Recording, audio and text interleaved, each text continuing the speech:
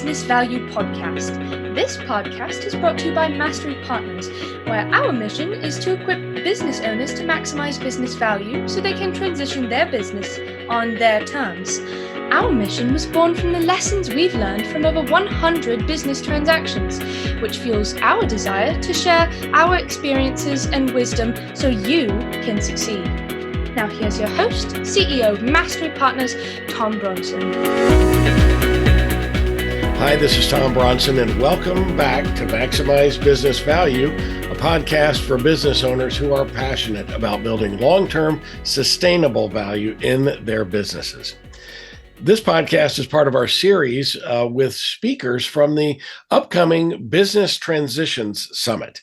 The BTS, as we call it, is our event coming up in just a few weeks on May 2nd, 2023. And it's for business owners to come and learn how to maximize the value of their business and begin preparing for their ideal transition.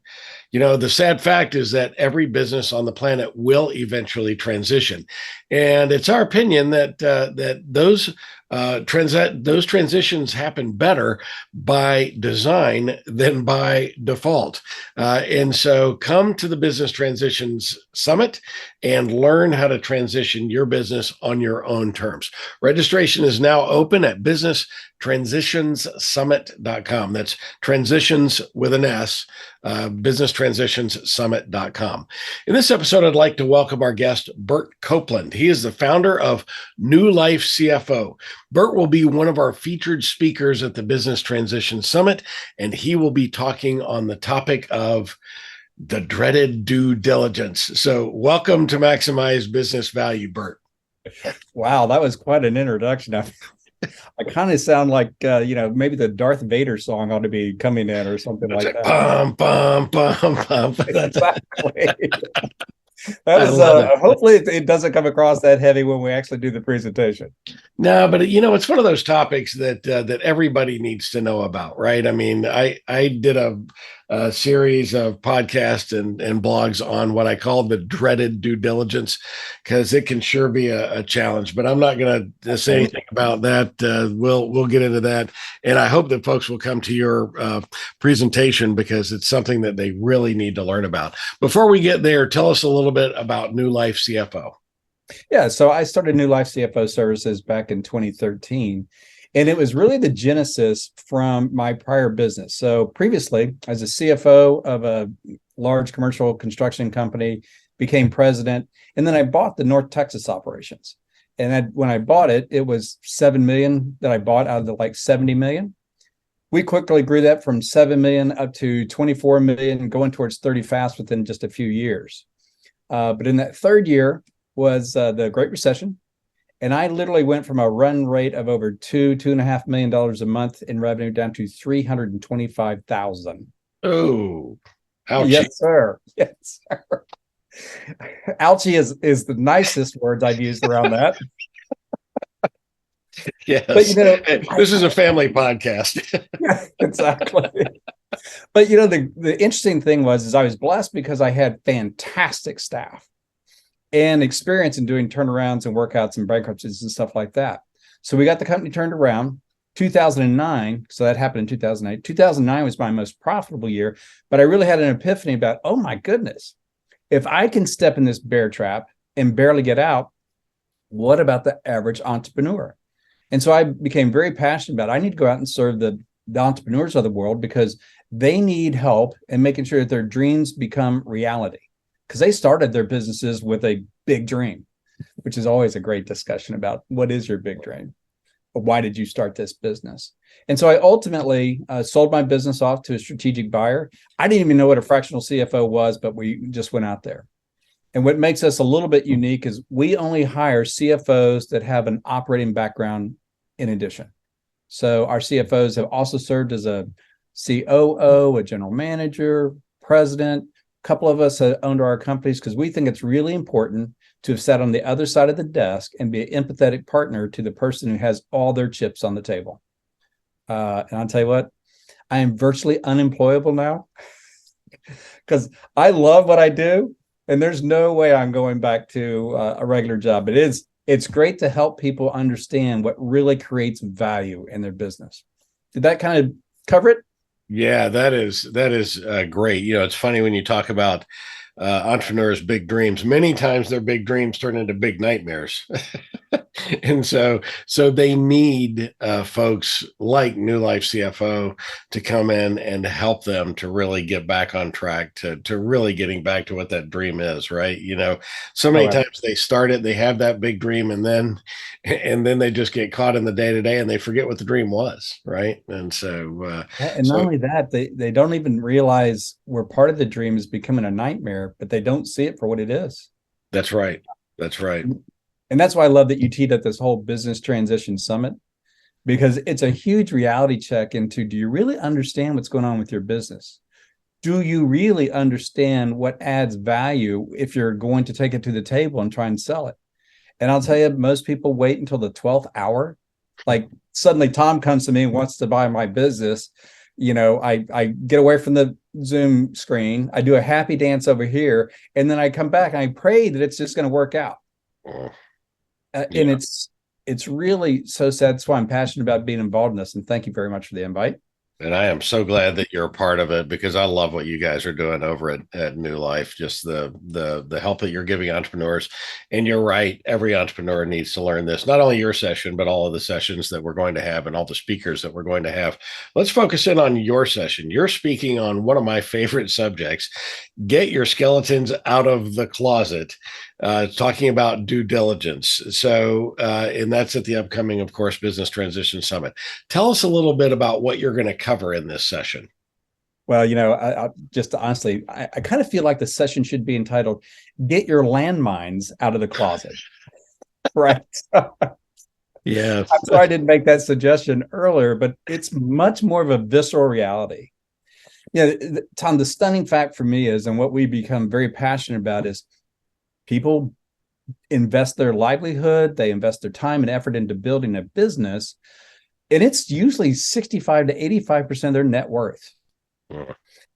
And then they go to sell it, and the stats are, as I believe it's only out of 100 companies that go and put their companies up for sale, only 20%, 20 out of 100 will even get to a transaction. Clearly, you didn't read my book. It's 17%, but you're close. Gosh, I did read the book. I should have. I'm giving you a hard time. Right, yeah. That most people say 20%. The hard numbers, I think, will point just slightly lower than that, which is alarming, right? But not only is that alarming, but only a small sliver, that 17%, actually get sold at a premium. Right. So when you look at the whole diligence and this thing about let's get your landmines out of the closet, due diligence is really a negotiating ploy as much as it is a validation ploy. And unfortunately, the other people on the other side of the table, they do this a lot. You might sell, I know you've sold hundreds of businesses, but the average entrepreneur might sell two. Yeah. So you're sitting on the other side of the table and you know what this looks like. And if I don't know what due diligence really looks like, I'm going to get killed. Because here's the interesting thing about due diligence. It's not only a test of your financials, it's a test of your infrastructure, but just as importantly, it's a test of your credibility. How much do you really know about your business? And when you start losing the credibility battle in due diligence, well, in the buyer's mind, even if they're not playing games on the negotiation, you losing credibility means that the risk profile of this transaction is going up. And we all know how risk and return goes. The risk goes up and the price is coming down. Yeah. So if you think about this thing as a battle, I interrupted you. Go right ahead. No. You're absolutely right. A lot of times, the common perception is that due diligence is there to verify the numbers and verify the operation of the business. But sophisticated buyers, and there's a lot of those sophisticated buyers, are looking for things they're to discover to lower the price after due diligence, right? I mean, I call that the retrade conversation.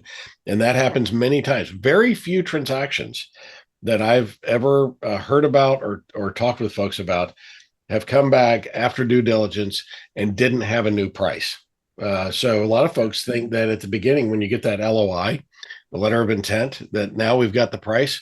Well, we're not done negotiating until due diligence is complete, right? You're not done negotiating until you get through the working capital and everything else. That's right. But That's right. what we really want people to do is look at those landmines in your closet and look at them from a buyer's perspective. So put on a buyer's set of glasses and then come in and start taking a critical look at your business. Act like you were buying your own business, and you're going to see it in a totally different light, because now you're not just starting a business where you have, the biggest risk that you have is lack of a paycheck. Now you'd be buying a business and you're assuming somebody else's risk, irrespective of how the deal is transferred, whether it's credibility risk, client risk, or whatever. You're never going to look at your business the same. And when you do that, so if you think about due diligence issues, those landmines as weapons, what you want to do is neutralize all those weapons before they open up that closet. Yeah. Yeah. And for the few companies that do that well, and so we're not even talking about the 17%, we're probably talking about the 2%, because it's a small fraction. The reaction of the buyers is stunning, because you now know all the questions that they're going to ask. You can now explain it in terms that help the buyer mitigate risk that they may have otherwise perceived. And now we're on the flip side of that equation. Risk starts going down, credibility is going up, and as risk goes down, price goes up. I can pay a premium because I'm more assured that the future EBITDA or revenues are going to happen. You get to that place, and getting those skeletons might be the most valuable thing that you ever do in preparing your company to sell. That is great advice. I will tell you that I've told many buyers, because I've bought many companies in the past, and I've told folks, when things fall apart, for whatever reason, I pursued, in my last company, I bought 17 companies. I probably pursued 150 of them. And that means then that, 130 of them fell apart for whatever reason. But as they were falling apart and the owner still wanted to sell, I would always tell them, look, if you'll go back and do these things, then I'll pay more for your company. Because I didn't want to buy the company and then go do those things. Go do them, and then I'll pay you a premium. And so, and you know how many of the companies that I gave that advice to actually took it and went and did something about it? Zero, which is a shame, right? I mean, because I'm telling them, here are the things that I will do, or that if you can do these things, I'll pay more for your business. And yet they go out and they do the same old. So it's just how many millions of dollars are left on the table. And I'm not talking about tens of thousands. I'm talking about millions of dollars, even for a modest sized business. Yeah. It's just stunning to me. So one of the things that we like to do, because we do help people prepare, to getting ready for a sale. So we're pretty familiar with this due diligence process and where the kinks in the armor are, is we really kind of go through and says, this is what your company looks like to a buyer. This is where all the kinks in the armor are. And we help to quantify, if you correct these things, this is what's going to happen with your EBITDA, and this is what's going to happen with your multiple. And then we hand over the plan of action and says, hey, Tom, buddy, if you can do all this stuff, that's great. Have at it. Here's the roadmap. Yep. Probably you can't. But if you think you can, but you need assistance or guidance, we'll give you the guidance. Tom, if your team has never done this before, the likelihood of that coming out well is not great. And if you need us to do it, that's great. Yeah. But we're going to give you the roadmap and quantify what the value of that is. And that's what I think anybody should be asking before. And so usually when you gave those companies advice about, hey, here's what to do, how far in advance did you recommend that they do that before they'd be ready to sell? Oh, I told them they need to start now, and then I would visit back with them in a year or 2 years or 3 years, because many times it would take that effort in order to get to the value that they were looking for, and of course they go right back to their business. They go back to, as I call it, they go back to stirring the sauce. Right. Instead of working on their business or working in their business, and those things don't happen. Well, let's bring back to our due diligence conversation. You are clearly passionate about this topic. Why are you so passionate about this, Bert? Well, you see so many people that invest so much of their efforts, time, and everything into a business. And then when it comes to the final deal where we're going to get our big paycheck, it's half of what they should be getting. And, I know lots of entrepreneurs that without the right guidance, their companies struggle, their companies fail, or they become suboptimal. It's like, oh, you spent decades building this business. And it's, our whole premise is we're here to serve. That's why I talk about that original story. My whole premise is I'm here to make sure that somebody that's willing to risk their net worth to make a better future for their family, their employees, customers, and vendors, they need to be richly rewarded, not surprised and stunned. So, and I hate to be visceral, but too often it's like, but what do you mean my baby's ugly? It's like, oh, buddy, it's not only ugly. I'm not sure that's a human form. Yeah, it's tough to hear that stuff, right? It's tough if you really think that your baby's beautiful, and it's one of my favorite books, Justin Goodbread, Your Baby's Ugly. And so he talks about that, right? Well, what qualifies you to be? I think your session is going to be a panel discussion. We're going to have several folks in there, kind of giving some of those war stories. Or is that a panel, or are you doing a presentation? I can't remember now. So, but luckily, I do remember. You do remember? Yeah. What are we doing? I can't remember. So, we're going to have a panel of investment bankers. Oh, got it. Okay. Right. Because it's not just an entrepreneur that maybe sold their company twice. So I don't know that many Toms out there that have done hundreds of these things. But an investment banker has been on both sides of this table. And they know very well, it's like, oh my gosh, because they're paid on the price that they get. And they know the kinks in the armor and how much it blows up deals to that 83% that don't get done. Yeah. Which ones really shifted. So really diving into their real world experiences about what makes for a successful preparation for a sale, and which ones the war stories about how much value was lost or the deals that get blown up. That's a really important story to hear. And it's not a financial story. It's a visceral life story. Yeah. Right? You come back to, what do you mean my baby's not pretty? And what we like to talk about is, you know what? We want to take your baby and we want to make sure it goes to Harvard on a scholarship. Right. We don't want it failing out in the 8th grade here. But people starting to understand that these things radically affect the value that they think they will get. Because the biggest obstacle that we have, Tom, is a phrase that I use is country club valuations. Yes. Okay.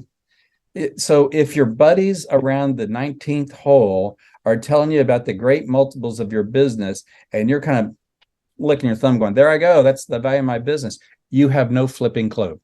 Right. Yeah. And quite frankly, they probably have no flipping clue. Yeah. Yeah, my definition of the country club is you play golf with your buddy. He sold his business for 10 million. Well, he got 10 for his, so mine must be worth at least 10. What does your buddy do? Are you guys doing? Are you guys having the same business? So yeah, it's crazy how emotional some of that gets. So of the 16, they're going to be, well, there's actually 4 concurrent sessions going on. So there'll be 3 other sessions going on while yours goes on. And of course, the folks that come to the event, they'll get access to recordings for these afterward. But why should folks plan to come to your session versus any of the other sessions that are going on at that time? Well, not to demean any of the other sessions, because I don't know of any bad sessions that are going on. But this is going to be a very lively and engaging conversation about real world problems and real world solutions. Obviously, I'm having a difficult time with my R's. So I'm a finance guy, but I don't talk about finances like a finance guy, because my clients aren't finance people. They are Jack and Jill who are trying to, if you will, get up that hill and get it over. And so we're going to be talking about really engage things that really blow up businesses or really make for outstanding businesses, and some of the hard work that it took to disarm that landmine in the closet. So I think especially, what's great about your deal, as we talked about, this isn't for companies that are wanting to sell this year. This is for companies that either want to sell in the next 3 years, because that's, 18 months to 3 years is kind of the cycle to make sure your company is really ready. Uh-huh. But even without that, this is also a process in which you drive the value of your company and just make it easier to run. The same principles apply.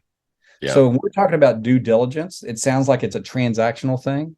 We're really talking about the infrastructure of your company and which things will make your company run better. Because if it blows up due diligence, it's probably blowing up your head about once a quarter. Yeah. Yeah. That's awesome. I think this is going to be one of my favorite topics at the event, and so I'm looking forward to attending this as well. I hope I'm not speaking at another session opposite of yours, because my room will be empty then. So because everybody should be coming to yours. This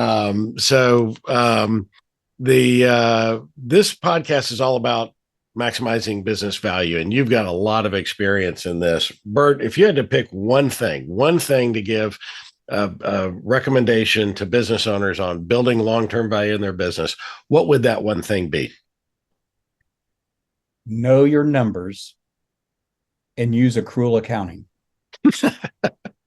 Right? Because GAAP and accrual is the gold standard, and it's really hard to make good decisions based on bad or untimely information. Yeah, right. So you can have the grandest strategy in the world, but if your numbers aren't good, then your people are going to make bad decisions. But more importantly, good numbers and good KPIs should create what I call an appropriate level of anxiety to take action. I love that. Which means I'm going to borrow that. I'm going to give you credit for that phrase a couple of times, and then it'll be mine. So you're going to put a little R down there in a circle? Or... Right. Exactly.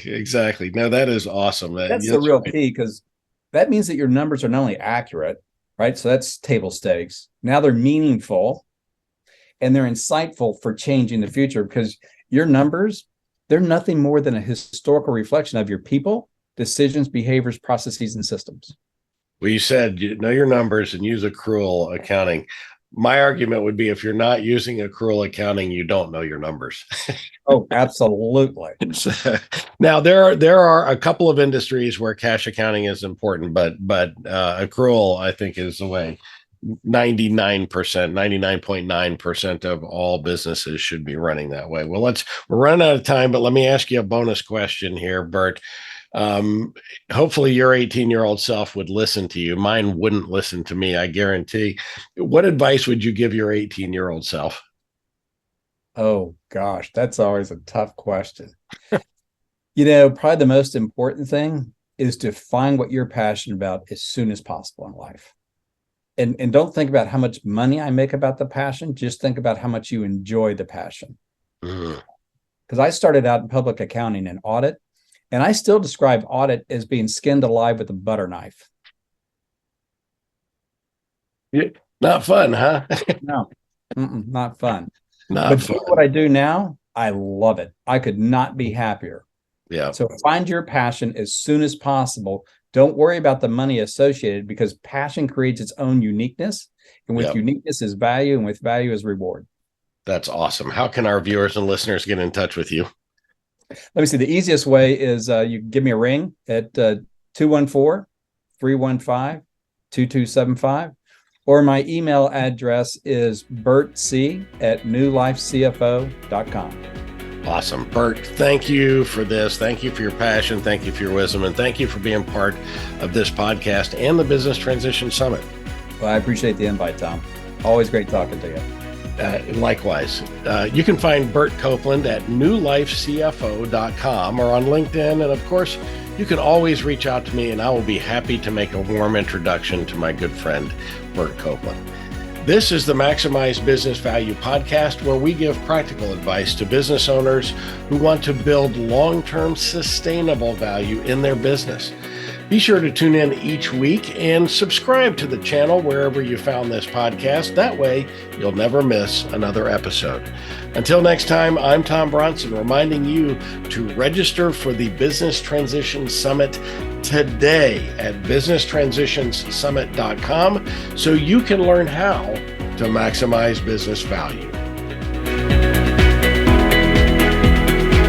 Thank you for tuning into the Maximize Business Value podcast with Tom Bronson. This podcast is brought to you by Mastery Partners, where our mission is to equip business owners to maximize business value so they can transition on their terms. Learn more on how to build long-term sustainable business value and get free value-building tools by visiting our website, www.masterypartners.com. That's master with a Y, masterypartners.com. Check it out.